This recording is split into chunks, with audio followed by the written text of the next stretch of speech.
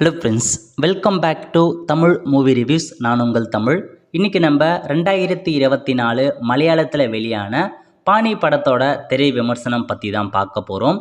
இந்த படம் இப்போதைக்கு தமிழ் டப் பண்ணி கொடுத்துருக்காங்க, பார்த்து என்ஜாய் பண்ணுங்கள். இந்த படத்தோட ஷார்ட் ஸ்டோரி என்ன அப்படின்னு பார்த்தீங்கன்னா, நம்ம ஹீரோ பார்த்தா ஒரு பெரிய ஆளாக இருக்கார். அவரு கூட ஒரு 3 பேர் இருந்து ஒரு கேங்காக செயல் பண்ணுறாங்க. நிறையா பிரச்சனைகளை தீர்த்து வைக்கிறாங்க. கட்ட பஞ்சாயத்து, அது மட்டும் இல்லாமல் இடம், இந்த மாதிரி பல வகையான பிரச்சனை தீர்த்து வைக்கிறாங்க. இவங்களும் பார்த்தா ஸோ நிறைய ஃபேமிலி லைஃப் எல்லாமே வாழ்கிறாங்க. அதே சமயத்தில் ஆப்போசிட்டில் 2 வில்லன்கள் இருக்காங்க. 2 பேருமே ஒரு சின்ன வயசு பசங்கனே சொல்லலாம். அவங்க காசுக்காக பார்த்தா நிறைய பேர்கிட்ட போயிட்டு அமௌண்ட்டு வாங்கி மற்றவங்க சாவடிக்கிறது, அந்த மாதிரி வேலையை பண்ணிகிட்டு இருக்காங்க.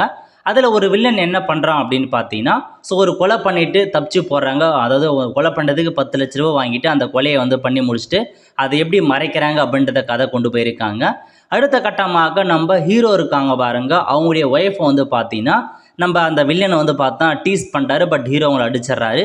இதுக்காக பார்த்தா நான் அந்த வில்லனை நம்ம ஹீரோ பழி வாங்குறாரு. ஸோ ஹீரோ எப்படி பழிவாங்க, ஹீரோ குடும்பத்தில் எப்படி பழிவார், கடைசியாக எப்படி முடித்தாங்க, இதாங்க ஒரு மொத்த கதையாக கொண்டு போயிருக்காங்க. கண்டிப்பாக ஒரு நல்ல டீசனான த்ரில்லர் வாட்சல்பு மூவியை தான் கொண்டு போயிருக்காங்க. ஏன்னா இந்த படம் பொறுத்த வரைக்கும் எங்கேயுமே லேக் ஆகலை. ஸ்டார்டிங் டு எண்டு வரைக்கும் நல்லாவே கொண்டு போயிருக்காங்க. இதில் நல்லா நடித்தது வில்லன் கேரக்டர் எல்லாமே பார்த்தோம், சூப்பராக நடிச்சிருக்காங்க. அவளுக்கு கொடுத்த கேரக்டரை பக்காவாக பண்ணியிருக்காங்க. ஹீரோ கேரக்டரும் நல்லா நடிச்சிருக்காங்க. எல்லாமே ஒரு ஆக்ஷன் கலந்த படமாக தான் கொண்டு போயிருக்காங்க. அந்த வில்லன் இதில் பார்த்தா ஹீரோவோட வில்லனுக்கு தான் ஹைப் அதிகமாக இருந்துச்சு. ஏன்னா அவர் அந்தளவுக்கு டச் பண்ண முடியாத அளவுக்கு காமிச்சிருப்பாங்க. நல்லா டீசெண்டாக கொண்டு போயிருக்காங்க.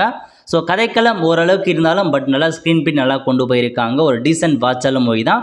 ஒரு சில இடங்களில் பார்த்தா அந்த மாதிரி கண்டென்ட் இருக்குது. ஸோ ரத்தம் தெரிகிற காட்சியாக இருக்கட்டும், ஸோ அடல் சீன் அந்தளவுக்கு இல்லை, பட் கம்மியாக வச்சுருக்காங்க. ஸோ அந்த மாதிரி ஒரு சில காட்சியில் திணிச்சிருக்காங்க. அதுக்கு எதே மாதிரி நீங்கள் பார்த்து நீங்கள் மூவியை பாருங்கள். ஸோ இதாங்க இந்த படத்தோட மொத்த ரிவ்யூ. இந்த படம் பிடிச்சவங்க லைக் பண்ணுங்கள். அடுத்த ஒரு நல்ல மூவி அப்டேட் சந்திப்போம். நன்றி, வணக்கம்.